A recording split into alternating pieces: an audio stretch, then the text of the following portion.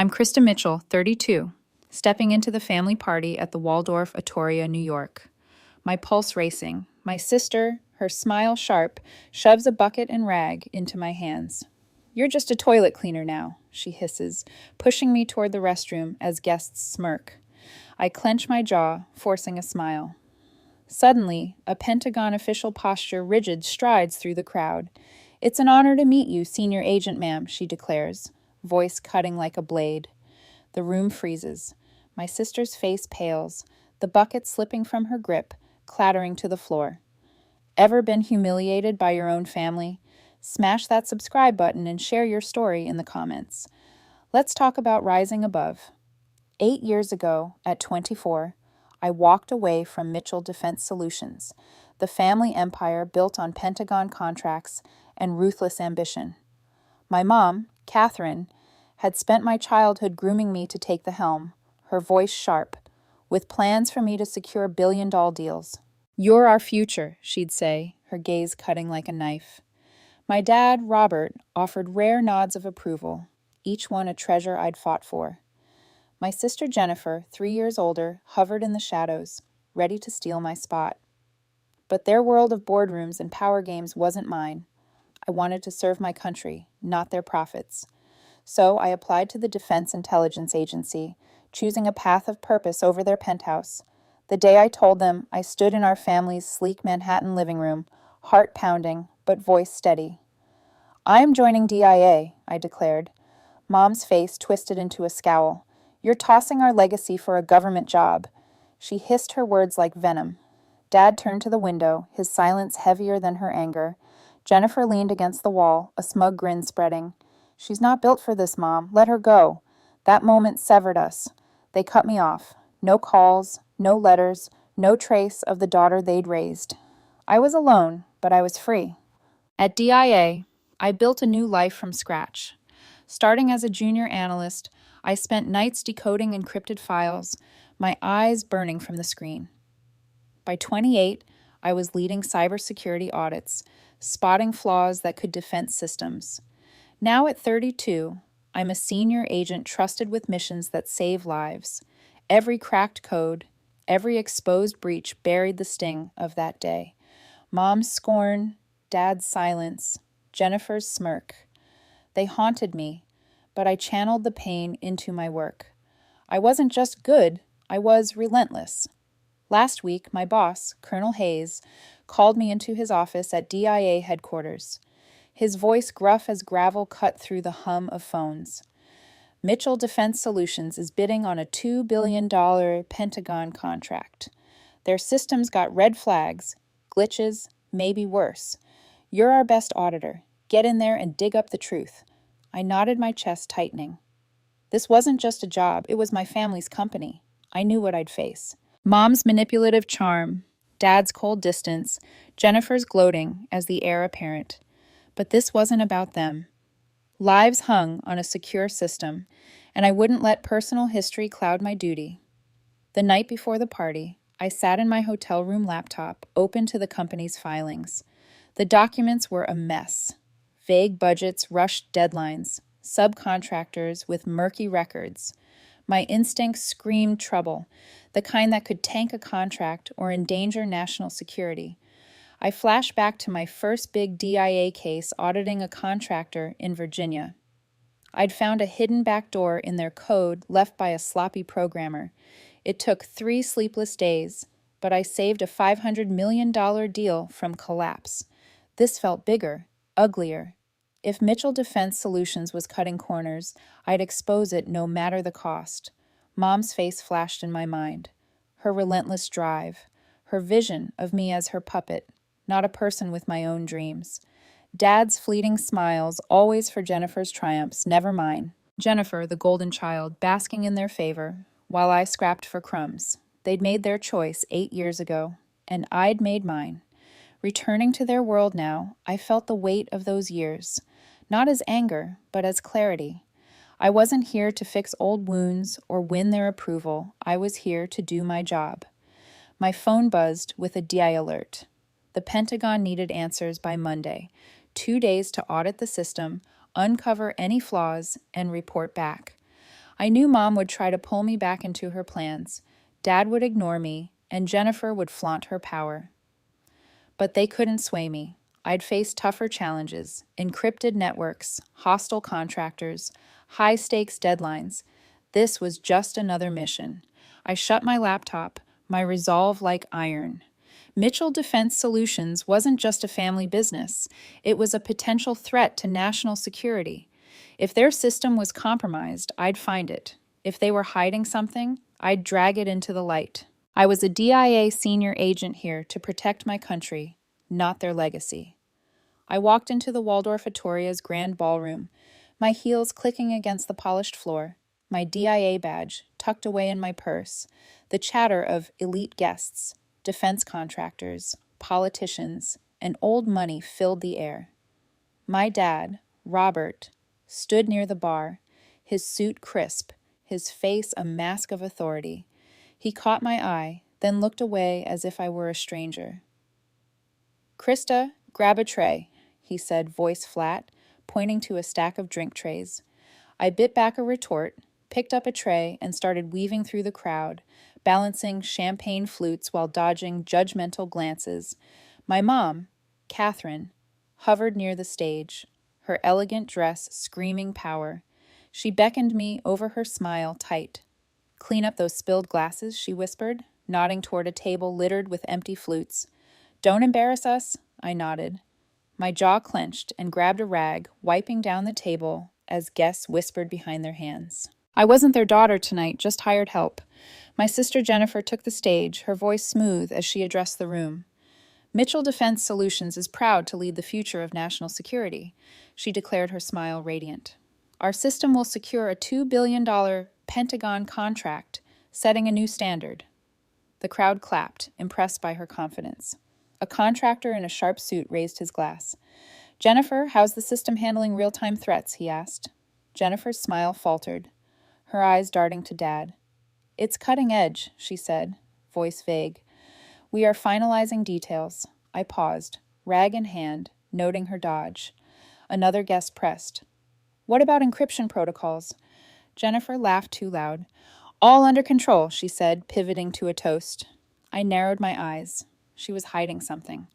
As I carried a tray of drinks, Mom pulled me aside, her grip tight on my arm. "You're making a fool of yourself, Krista," she hissed loud enough for nearby guests to hear, "chasing childish dreams while Jennifer carries our legacy. You're nothing but a disappointment."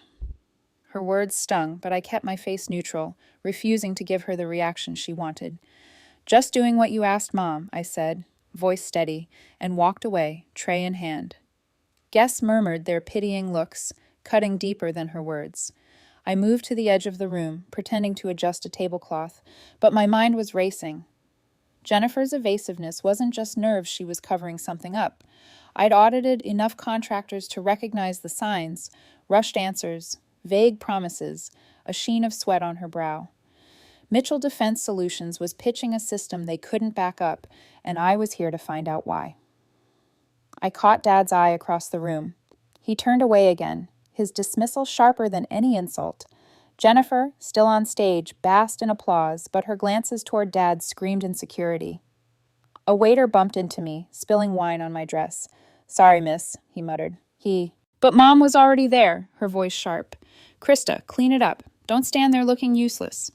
I grabbed a napkin, dabbing at the stain, my cheeks burning as guests watched. I wasn't just invisible to my family. I was a prop, a reminder of their control. But I wasn't here to play their game.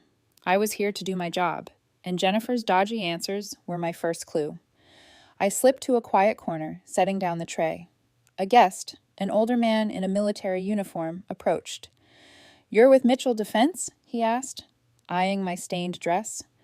I shook my head, keeping my voice low, just helping out.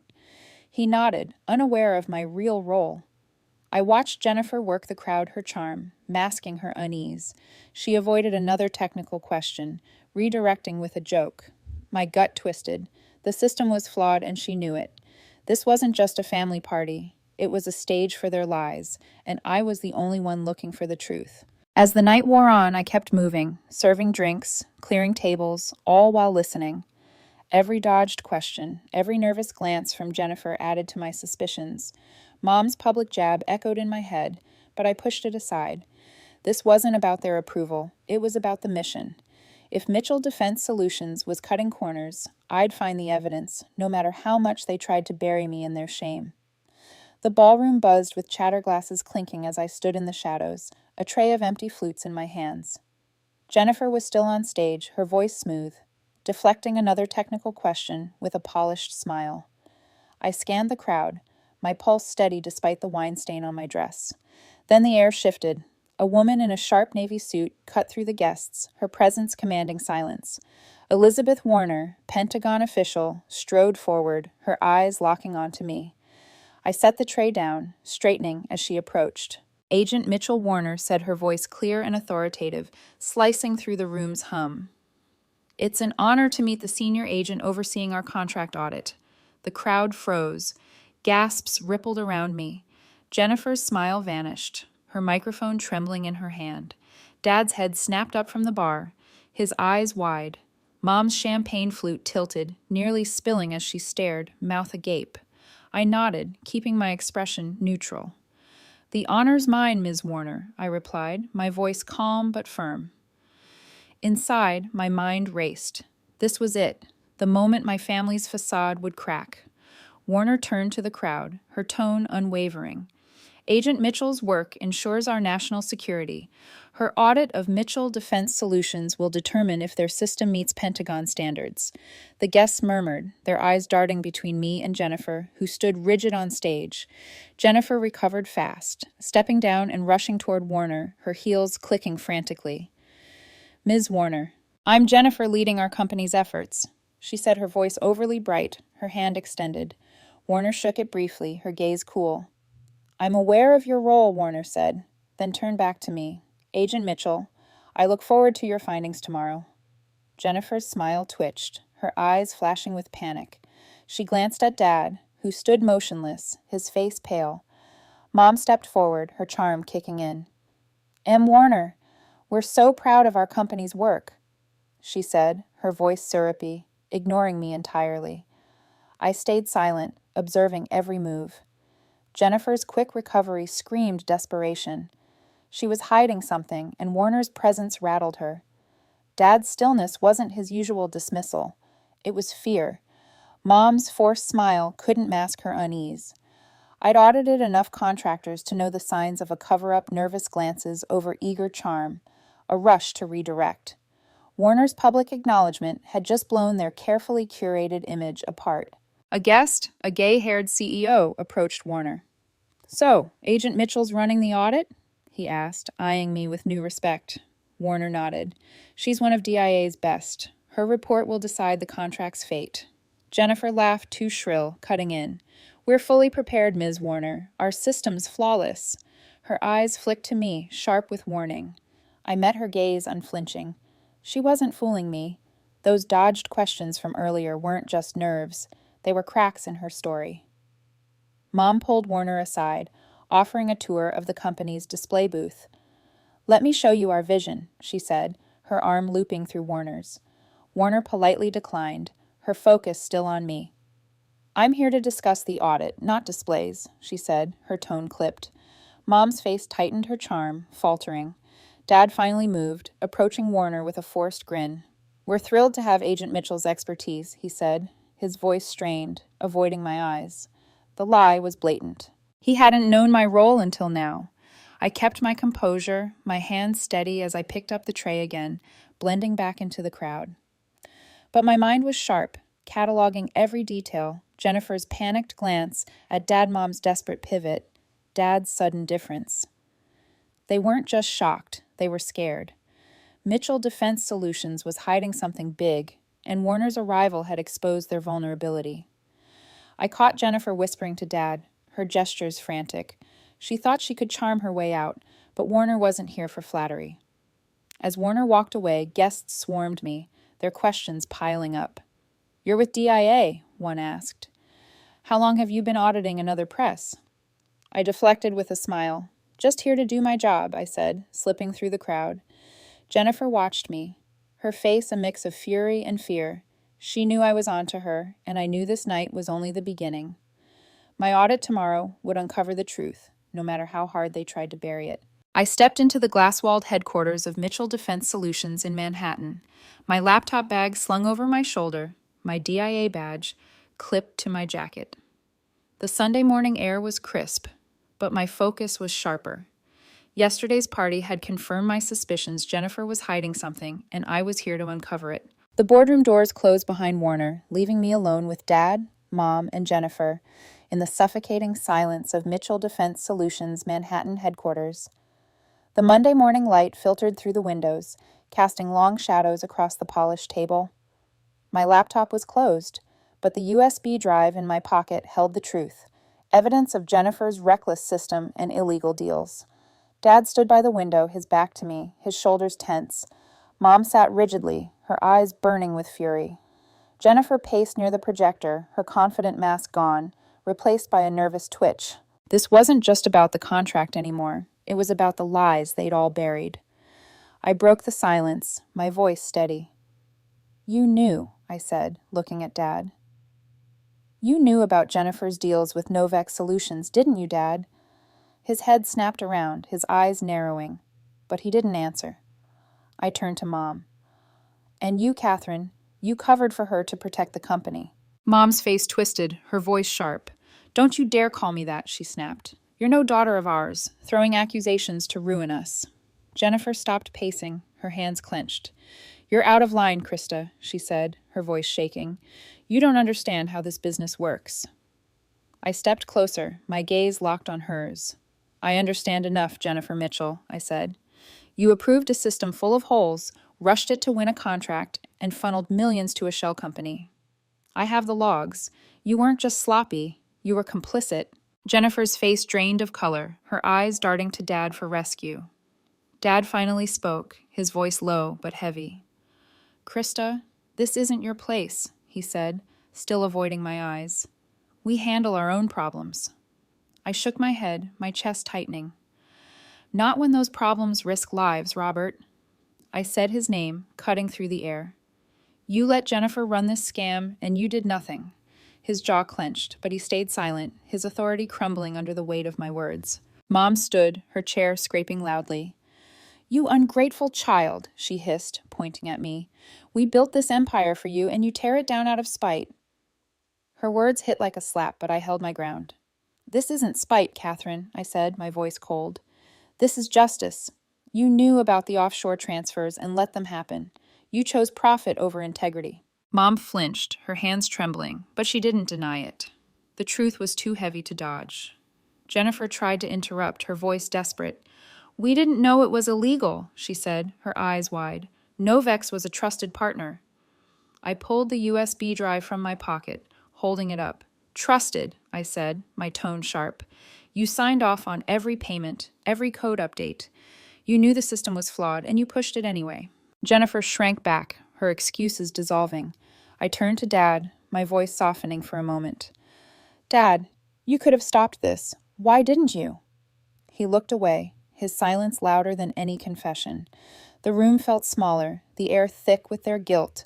I'd spent years chasing their approval, but now I saw them clearly. Robert and Catherine, architects of a crumbling legacy, and Jennifer, their chosen heir, drowning in her own ambition. "I won't cover for you," I said, my voice firm. "The DIA will have my report by tonight, and the truth will come out." Mom's eyes flashed with rage. "You'll destroy us," she said. "You'll destroy your own family." I shook my head. "You destroyed yourselves," I said. "I'm just the one holding the mirror." Jennifer sank into a chair, her hands covering her face. "You don't get it," she muttered. "We had to win that contract." Her voice broke, but I felt no pity. She'd chosen this path, and Dad and Mom had paved it for her. Dad finally met my eyes, his face etched with something close to regret. "Krista," he said, his voice barely audible, "this wasn't supposed to happen." I nodded, my resolve unshaken. "But it did, Robert," I said, "and I'm finishing it." I turned to leave, the USB drive heavy in my hand. This wasn't the family I'd once fought to belong to. They'd made their choices, and I'd made mine. The door clicked shut behind me, their voices fading as I walked away, ready to face whatever came next. The truth was out, and no amount of their anger could bury it again. The elevator doors slid open, and I stepped into the quiet hallway of Mitchell Defense Solutions' Manhattan headquarters, the weight of yesterday's boardroom showdown still lingering. It was late Monday afternoon, and the USB drive in my pocket held the final report I'd prepared for the DIA. Every damning detail of Jennifer's flawed system and illegal deals with Novex Solutions. I was headed to my car when I heard her voice behind me. "Krista, wait," Jennifer called, her heels clicking against the marble floor. I turned, my expression guarded. She stood there, her power suit wrinkled, her eyes red-rimmed. No trace of the confident sister who'd humiliated me at the party. "Jennifer," I said, my voice steady but cold, "what do you want?" She hesitated, her hands twisting together. "Can we talk? Just us?" she asked, her tone softer than I'd ever heard. I glanced at my watch. The DIA was expecting my report by midnight, but I nodded. 5 minutes, I said, leading her to a nearby conference room. The door clicked shut, sealing us in with years of unspoken resentment. Jennifer sat across from me, her shoulders slumped. "I messed up, Krista," she said, her voice barely above a whisper. "I didn't mean for it to go this far." I leaned back, arms crossed, waiting. She took a shaky breath. "I've always been jealous of you," she admitted, her eyes meeting mine for the first time. "You're brilliant, Krista. You could have run this company better than me, but you walked away. You chose your own path, and I hated you for it." Her words hit harder than I expected, but I kept my face neutral. "Jealous?" I said, my tone sharp. "You had everything. Mom and Dad's approval, the company, the spotlight. You didn't need to cut corners with Novex." Jennifer flinched, her hands gripping the table. "I thought I could handle it," she said. "The contract was our chance to prove ourselves, but the pressure—" I panicked. Novex promised quick fixes, and I trusted them. Her voice cracked, and for a moment I saw the sister I'd grown up with. Not Jennifer Mitchell, the ambitious heir. I shook my head. "You didn't just trust them," I said. "You signed off on a system you knew was flawed. You sent classified data to an offshore server. That's not a mistake, it's a crime." Jennifer's eyes filled with tears, but I felt no urge to comfort her. "I didn't know it was illegal," she said, her voice desperate. "I just wanted to win." I leaned forward, my gaze steady. "You wanted to win at any cost," I said, "and now the DIA is coming for answers." Jennifer wiped her eyes, her voice trembling. "You don't know what it's like," she said, "living under their expectations, always being compared to you, even after you left." I clenched my jaw, her words stirring old wounds. "I know exactly what it's like," I said, "but I didn't sell out my country to prove myself." She looked away, her shoulders shaking, and for a moment, silence hung between us. I stood, pulling the USB drive from my pocket. "This report goes to the DIA tonight," I said. "It details every flaw, every payment to Novex, every choice you made, Jennifer Mitchell. The investigation starts now." Jennifer's head snapped up, her eyes wide. "You're really going through with it?" she asked, her voice breaking. I nodded. "It's my job," I said, "and it's the right thing to do." I turned to leave, but Jennifer grabbed my arm. "Krista, please," she said, her voice raw. "Can't you give us a chance to fix this?" I pulled away, my resolve firm. "You had your chance," I said. "You chose ambition over integrity." I walked out, leaving her in the empty room, her sobs echoing behind me. Back in my car, I plugged the USB drive into my laptop and uploaded the report to the DIA's secure server. The file transfer completed with a soft beep, sealing Mitchell Defense Solutions' fate. I leaned back, staring at the city skyline as the weight of my decision settled. Jennifer's confession didn't change the truth. She'd betrayed her country, and I'd done my duty. The investigation would unravel the rest, and I was ready to face whatever came next. I sat in my car outside the DIA's New York field office, the city skyline fading into the Tuesday morning haze. The report I'd submitted last night was already making waves. Mitchell Defense Solutions was under full DIA investigation, and the truth about Jennifer's deals with Novex Solutions was unraveling. My phone buzzed with a text from an unknown number. "Agent Mitchell, meet me at the office. Urgent. Rebecca Hayes, DIA intern." I slipped the phone into my pocket, my mind racing. The past 3 days had stripped away any lingering hope of salvaging my family ties. Robert, Catherine, and Jennifer had made their choices, and I'd made mine. I walked into the DIA office, my badge clipped to my jacket, and found Rebecca Hayes waiting in the lobby. She was young, barely 22, her brown hair tied back, her posture straight, with nervous professionalism. "Agent Mitchell," she said, her voice eager but steady. "Thank you for coming." I nodded, following her to a small meeting room. "What's this about, Rebecca?" I asked, my tone calm but curious. She handed me a folder, her eyes bright with anticipation. "The director reviewed your report," she said. "It's airtight. The investigation is moving fast, and they want you for a new role, senior advisor on defense contracts." I opened the folder, scanning the offer letter inside.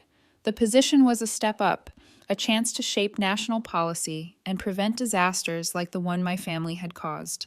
My heart steadied, a quiet sense of purpose settling in. "This is unexpected," I said, meeting Rebecca's gaze. She smiled, excitement flashing across her face. "You earned it, ma'am. Your work exposed a major breach. The director trusts you to keep contractors honest." I nodded slowly, signing the acceptance form. "Tell the director I'm in," I said. Rebecca beamed, taking the folder back. "You won't regret this, Agent Mitchell," she said before leaving the room. Alone again, I leaned back in the chair, my thoughts drifting to Robert, Catherine, and Jennifer. I'd spent years chasing their approval, enduring their dismissal, their manipulation, their betrayal. Robert had let Jennifer's ambition run unchecked. Catherine had shielded her at every turn, and Jennifer had gambled with national security to prove herself. Cutting them out wasn't easy, but it was necessary. They weren't my family anymore, not in the way that mattered. I had chosen my path, one built on truth and service, not their lies. My phone buzzed again, this time an email notification from the DIA's legal division. I opened it and scanned the contents. Subject: Ongoing investigation. Mitchell Defense Solutions Summary. Jennifer Mitchell and Novex Solutions, named as primary subjects in the federal probe. Pending charges include fraud, security breach, and data misappropriation. Further review ongoing. Robert and Catherine weren't named, not yet, but their involvement would surface soon enough. I closed the email, feeling no satisfaction, only resolve. The truth had a way of breaking things apart, but it also cleared the way for something new. Outside, the city moved like nothing had changed. Cars honking, people rushing to work, skyscrapers glinting in the morning light. But for me, everything had. I wasn't the outcast daughter anymore. I was the agent who stood her ground, the woman who'd faced her family's corruption and refused to bow to it. I stepped out of the building, the wind brushing against my coat, and walked toward the street. The hum of life around me felt grounding, steady. I was finally free, not just from them, but from the weight of their expectations. That night, I sat by my apartment window, the city lights glowing below. The memories came like fragments. Jennifer's smug grin at 22, Mom's cutting tone, Dad's distant silence. All of it had shaped me, sharpened me, but it no longer defined me. My phone buzzed again. This time, it was a message from an unknown number. Unknown. "You think you've won, Krista? The DIA doesn't know everything." I stared at the screen, my breath steady. There was no name, no signature, just the words. And yet, I knew. "Jennifer," I typed back. "The truth always comes out. You should know that by now." The three dots blinked for a moment, then disappeared. I turned off the phone and stared at the skyline. Let her rage. Let her try to twist the narrative. The evidence was already in motion, and no amount of pleading, lying, or blaming could stop it. The next morning, I was summoned again to DIA headquarters. When I arrived, Colonel Hayes was waiting in the conference room. His expression was unreadable, but there was approval in his eyes. "Mitchell," he said, gesturing for me to sit, "you did good work, hard work. I know this case wasn't just professional for you." "No, sir," I said quietly. "It was personal, but the mission came first." He nodded. "That's what makes you good at this. The investigation's now federal. DOJ, Pentagon, Cyber Command. Jennifer Mitchell has been taken into custody for questioning." I sat still, the words hitting like a quiet thunder. "And my parents?" "Not yet," he said. "But it's only a matter of time. The financial trails tie back to their accounts." I exhaled slowly. Not in triumph, not in bitterness, just relief. The truth was finally doing what it always does, revealing what's hidden. Hayes leaned back, studying me. "You've got a future here, Mitchell," he said. "Don't let this family mess dim your focus. You've earned your place." I nodded. "Thank you, sir." As I left his office, the sunlight through the glass walls felt different, warmer somehow. I'd spent years walking through the shadows of their disapproval, fighting to prove I was more than their expectations. Now I didn't need their validation. 2 days later, a headline hit the national press. Mitchell Defense Solutions under federal investigation. DIA uncovers massive data breach and offshore laundering scheme. I sat in my apartment, watching the news anchor read the details. Jennifer's face flashed on the screen, followed by the company's logo. The anchor's tone was clinical, detached. Just another scandal in the defense world. But for me, it was closure. The reporter went on. Sources within the Defense Intelligence Agency confirm that senior agent Krista Mitchell, formerly estranged daughter of company founders Robert and Catherine Mitchell, led the investigation that uncovered the breach. Officials say her report prevented a potential national security disaster. I turned off the TV and sat in the quiet. The irony wasn't lost on me. For years, they'd called me a disappointment, the daughter who'd walked away. Now I was the one who'd protected the very country their greed had endangered. The phone rang again. I didn't need to check the ID. I knew it was Jennifer, but I let it ring. Some calls don't deserve to be answered. Instead, I opened my journal, the one I'd kept since joining DIA. On the last page, I wrote, "The truth isn't betrayal, it's freedom." Then I closed it and set it aside. That night, as the city glowed outside my window, I whispered to myself, "It's over." But deep down, I knew it wasn't. Not entirely. There would be hearings, interviews, more fallout. But the part that mattered most, reclaiming my voice, my integrity, my peace, was complete. For the first time in years, I slept soundly. And when morning came, I rose, ready for whatever came next. Not as Robert and Catherine's daughter, not as Jennifer's rival, but as Krista Mitchell, the woman who stood for truth no matter the cost.